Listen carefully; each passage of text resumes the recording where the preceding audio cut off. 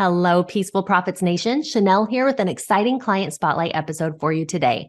Today, we're talking to our client, Sue Choi. Sue has 22 years experience working with clients through somatic movement and body work. Online, she specializes in training mature women to organize their posture and walking through their sensory system so they can feel calm and powerful in their mind and bodies when they need it most. Sue, welcome. Hello. Hi, we are glad to have you here today. Your work sounds so interesting. And the first place that I'd love to start is if you could tell us a little bit more about what somatic movement and body work is for people who aren't familiar. Sure. Somatic movement is really moving to feel, not moving to do. So you're really paying attention to how you're feeling as you move. A lot of it tends to be slower, but there's this feedback loop of your perception of what's going on, and you develop greater discrimination in what you're sensing in your body. Okay, that's interesting. And is that what body work is also, or is that Oh portion no, of it body different? work is I have also do hands-on work on people, so myofascial stuff, craniosacral, visceral manipulation. So those trainings have kind of informed how I understand a body in movement and patterns that get stuck in the body.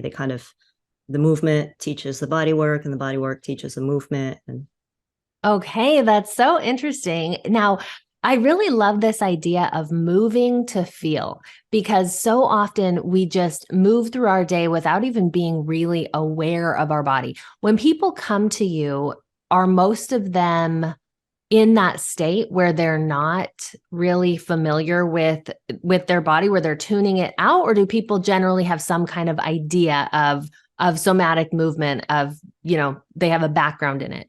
yeah, typically people have some sort of background in it. They have kind of looked into different modalities. Some of them are actually certified and trained in certain modalities. They've researched trauma, but they're looking for solutions. They know that the body has to be a piece of it. And so they find me typically after having looked at a bunch of different stuff, because some of the language can be unfamiliar.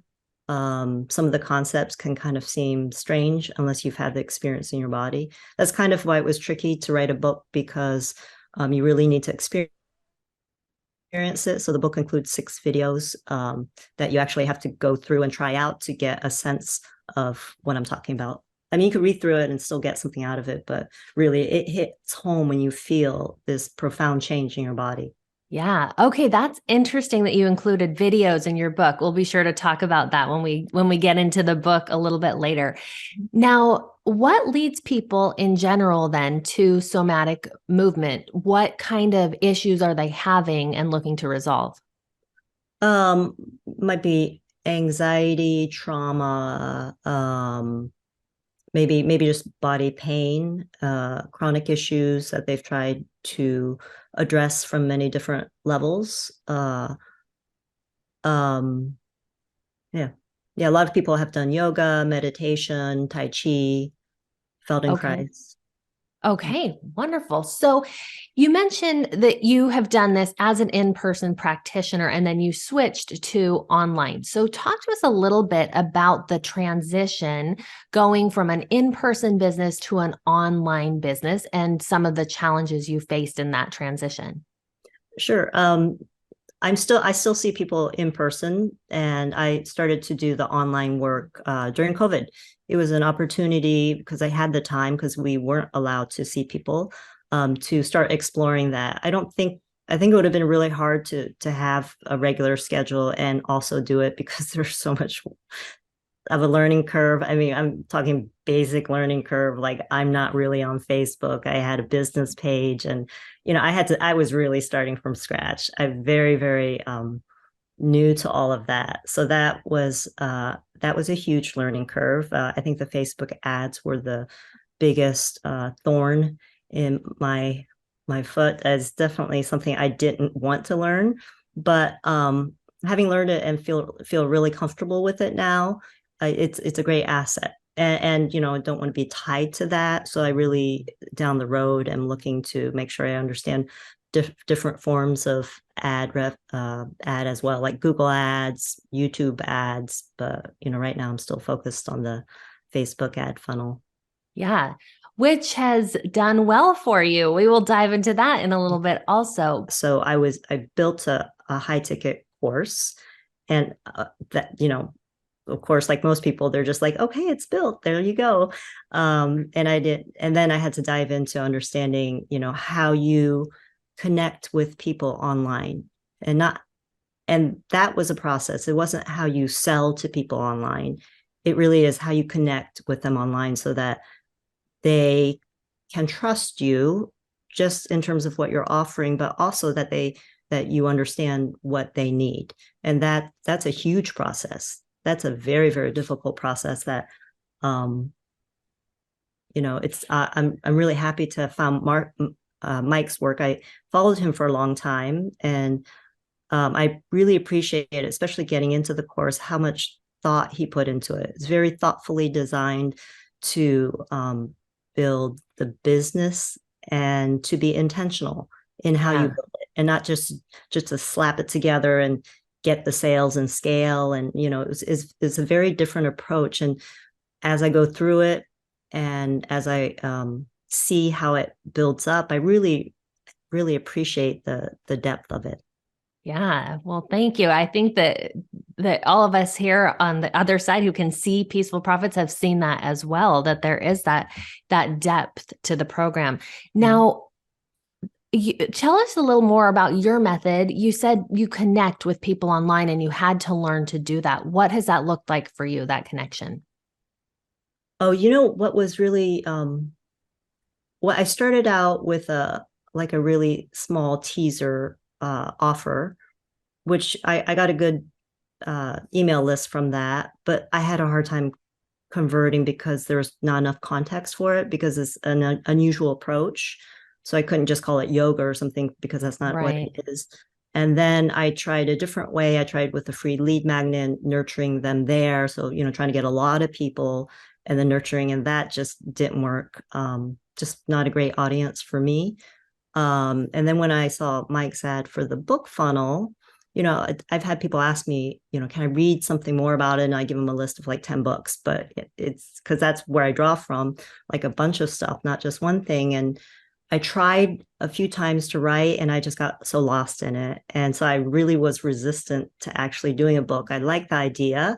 I wasn't sure if it would work for me. So I came into Peaceful Profits, and I tried to run with a different, smaller course offering. But that wasn't working. And then at some point, I realized I needed to surrender, just really put my nose to the grindstone and write the book. And then as I did that and started to get people in, I realized that I could take this away and I could take this away, and how much it simplified. Just in a concrete way, I could see it. I don't have to put someone through this. I don't have to, because they have that context there. So it builds a great context for them to learn as much as they want, without having to reach out to me, so that they can really kind of soak in the material, get a lot of benefit. And even if they never work with me, they still get a lot of benefit just from the book and the videos. So I feel really happy that so many people have gotten, and the feedback is really positive. Um, and yeah, so I'm just really happy that I have that asset. That it's given me a lot of flexibility in thinking, a lot of focused way of messaging and communicating, and having that common ground to speak from. I could say, look in chapter 4, that look in chapter 6. It's really nice. Definitely. I love also that you put videos in your book, because I think that so often we get limited. We think, okay, I'm writing a book, so it needs to be exactly this way. And yet you added this creative element of putting videos in because you knew it was what your clients needed. Was that scary to take that leap? Oh, no, I have programs, and so they're all video. And, you really, to teach movement, you kind of need video. You can't read it and then get it right. You need to see it. So it's more of the book supported the videos rather than I put in the videos, to support the book. Yeah. Okay. Well, I love how you have that combination of Yeah. both of them to really teach and give people an experience as they go through your book. Yeah. Now, I want to circle back to one thing that you said. You said that when you were getting started on your business, you realized when you were getting started online, you realized it didn't make sense to sell low ticket. What Mhm. was the process that allowed you to know that? What numbers did you run? I'm asking Yeah. because I think a lot of people, when they're getting started in their business, overlook this step. I hear it Yeah. all the time. Yeah. Oh, I'm just going to go sell this really low price thing without thinking about the cost to acquire. So I'd love to hear what math you did, what process you used. I don't know. I think I just did kind of like a quick little spreadsheet and try to figure out like, I think I looked at, looked it up, average cost to acquire. I don't know the numbers. It was a while ago, so the numbers just didn't seem to make sense because going online, I had no interest in recreating my in-person business online. It didn't make sense because then I would have just two jobs and a lot of extra tech on top of it. So Yeah. my goal was to have a different sort of business where I could have a broader reach. Very cool. And then currently, you mentioned that you help people through a membership program. How do you help people in your business? What does it look like? Yeah, so there's a program that they have to go through first to get the initial training because there are a lot of terms I use. There's a lot of detail in the technique. So they go through that. And then afterwards, they continue with an ongoing membership if they choose to. And so those are live classes, basically live group coaching classes. Some are practices in stillness, and some are practices in movement, and some are integration classes. And then I also have office hours for, some of my products. Okay. And your niche is mature women. Did that niche find you or did you choose that niche? How did you choose that? How did you get to that? I started to kind of look for that niche in my in-person business because I found that the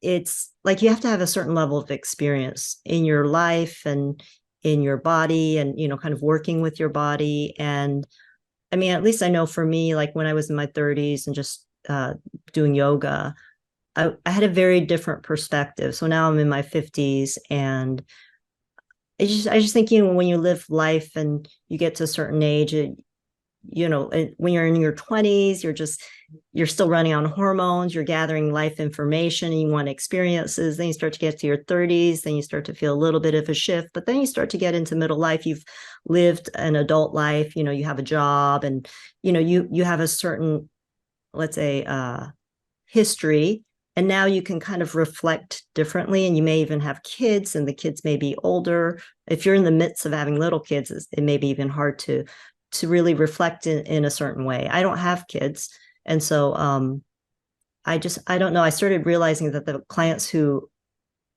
got more of the whole scope of what I could offer them had that profile. And so I started to, when I went online, I'm like, oh great, I could really be specific about the profile. And I've, actually the people who have come to my program, that some are a lot older than I would ever have anticipated. Hmm. So I'm experimenting right now with a couple of my program members teaching a longevity Oh, wonderful. course. And so they're going to teach what they learned from me, and I'm going to be participating as well. But I'm looking to kind of develop that and extend that because there are a lot of women out there who are of a certain age and still vital, but if they go to like just a regular yoga class that's flow and just a little bit too, it's just not for them. And then the other extreme is chair yoga, and they're just like moving their arms in space. It's not for them. Yeah. They are still vital, they're still active, but they want something that's a little bit working from a different perspective. I love that. I definitely see that in the need for that in that Yeah. space where Yeah. there is, very something for the very elderly, like you said, a chair yoga or Mhm. just movement, very, very basic movement. And then you've got it for the young people. So I love that you are Yeah. filling this need in this niche. Now, let's talk about your book. We've talked a little bit about it. What is it called? First of all, what's the name of your book? The title is When Things Stick, Untangling Your Body from Old Patterns. Oh, okay. I love that title. So recently you had a win with your book. I'd love to hear about that. Yeah, I hit 1,000 books. I'm now at 1,700 books that I've sold online. I have a wait list for my Amazon version, and so I'm kind of putting that together. I didn't realize how much the publishing costs were, though, on Amazon. Yeah, that's wow. Yeah, we keep learning as we go. So 1,700 books sold. Yeah, Congratulations yeah, on thank that. you. That's amazing. What has been the secret to your success? So, one of the things that changed a lot for me, because I was, uh, again, frustrated with my ads. I just felt like they weren't turning over the way they should if an algorithm is working. So I said, I'm not going to do any sales copy. I'm going to put an excerpt of my book. And at that point, I didn't even have the cover yet.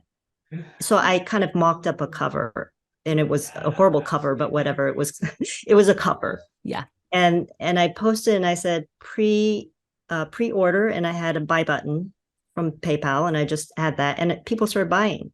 Wow. So that felt really good. I'm like, okay, I am on the right track. And then I found a book cover because I was trying to find an artist, and it was hard to convey in words, what I wanted.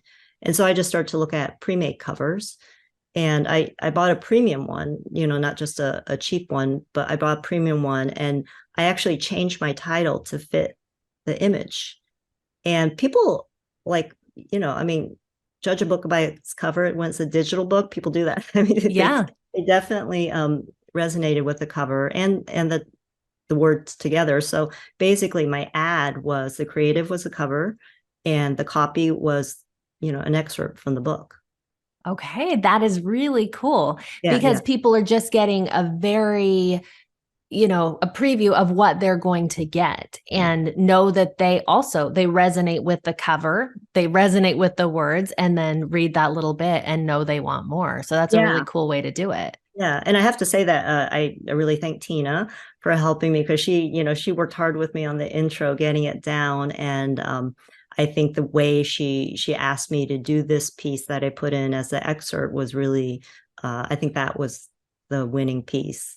Yeah. Oh, Tina is the best. She does our books here and helps with books at Peaceful Profit. She is amazing. So I'm glad she was able to She's help you very with that. persistent with me. I really appreciate it, because it felt That's like, oh so my God, good. are you kidding? I got to write it over again. Yeah. Yeah. But at this point on the other side, you're Oh glad you yeah, on the did. other side for sure. Yeah. Yes. Okay. So having all these book sales in your business, what has that done for your business? So at this point, I'm making a profit from selling my books, which is great, because before, when I was doing Facebook ads, I was spending money, and I think uh, Trish was coaching me, and she's like, "Yeah, you might want to stop that," because I'm just like, I gotta get some information. I got to Yeah. get some information to help me, to guide me. So I was using it to get information, but she said, "Why don't you just calm down at that? Just finish your book." So I did that, and when I got my Facebook ads working well and did the server API piece, because that was a piece that was missing, um, then it started to work the way I would think an algorithm that is doing its job would work. Things are clicking over, the bumps are working, and so the ads are, initially they paid for themselves, but now I'm in a profit, and it's wow, what a relief, Yeah. because work, watching that money go to Facebook every whatever, was really, it was really frustrating, Yeah. and so now I feel like, I'm collecting, I'm growing my email list, and I don't have to pay for it. That's the main Yeah. thing. Like, I'm reaching more people. I can talk to more people. I can find out what they need and get a better idea of what I can offer, how I can improve my offer by having a bigger audience, basically. Yeah. I mean, you're living the dream right there. That is the goal, right? To have this front end offer that pays for itself, that you're bringing in clients into your business at a profit. So Yeah. congratulations Yeah. on Yeah. on all of that. That's so exciting. Thank you. Thank you. So I would love to hear from you because I'm sure as listeners hear your story, they would love this too. To be able to have this book funnel working in their business. What is the number one piece of advice that you would share with others who would like to be where you are? Um, you know, I think there's a point where you're always going to be, you don't know, you just have to keep putting things out there, and it feels kind of like, I don't know, it feels unsystematic.